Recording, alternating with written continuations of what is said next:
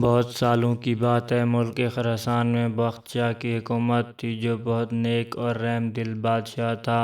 اس کے برعکس بخت شاہ کا وزیر انتہائی مغرور و بد مزاج شخص تھا۔ وزیر بننے کے بعد قوت، اختیارات اور دولت کی ریل پیل نے اس کا دماغ خراب کر دیا تھا، جس کی وجہ سے وہ ہر شخص کو حقیر سمجھتا تھا۔ ایک دن بادشاہ، بخت شاہ، وزیر اور ان کا خاص ملازم سفر پر روانہ ہوئے۔ وہ تینوں علیحدہ علیحدہ گھوڑوں پر سوار تھے۔ جب وہ ایک صحرا سے گزرے تو اچانک انہیں ریت کے طوفان نے گھیر لیا۔ گرد و غبار کی وجہ سے انہیں راستہ دکھائی نہیں دے رہا تھا، لیکن ملازم نے بادشاہ کا ساتھ نہ چھوڑا، اس کے ساتھ رہا جبکہ وزیر ان سے بچھڑ گیا۔ کچھ دیر بعد جب طوفان تھما تو وہ دونوں الگ الگ وزیر کو تلاش کرنے لگے۔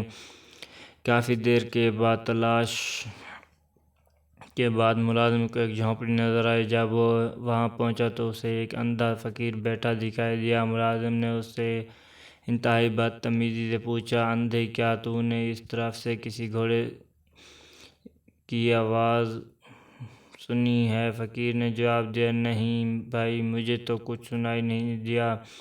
ملازم یہ سن کر آگے بڑھ گیا۔ تھوڑی دیر بعد وزیر بھی اپنے ساتھیوں کو تلاش کرتا ادھر آ نکلا۔ جھونپڑی دیکھ کر وہ بھی رکا اور اس نے فقیر سے پوچھا، او فقیر، کیا تم نے یہاں سے کسی آدمی کے گزرنے کی آوازیں سنی ہیں؟ اس نے وزیر کو بھی وہی جواب دیا جو ملازم کو دیا تھا۔ وزیر بھی وہاں سے آگے بڑھا گیا۔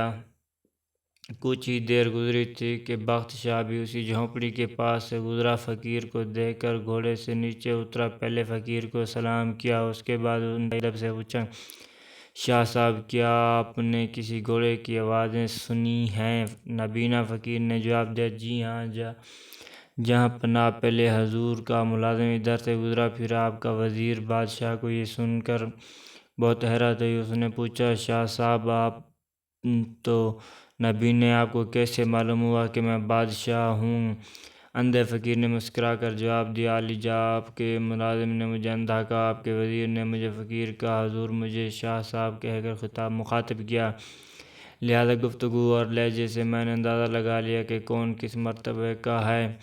بخت شاہ فقیر کی باتوں سے بہت خوش ہوا اور اسے انعام و اکرام دینے کی کوشش کی، لیکن فقیر نے لینے سے انکار کر دیا۔ بادشاہ فقیر کی جھونپڑی سے رخصت ہو کر محل پہنچا جہاں ملازم اس کا انتظار کر رہا تھا۔ اس نے اسے فقیر سے بے سودہ انداز میں گفتگو کرنے پر سرزنش کی۔ اس دوران وزیر بھی محل پہنچ گیا۔ بادشاہ نے اس سے بھی نابینا فقیر سے ہونے والی گفتگو سے آگاہ کیا، پھر دونوں کو سمجھایا کہ اعلیٰ مرتبے یا عہدے کے نشے میں کسی انسان کو کمتر اور حقیر نہیں سمجھنا چاہیے۔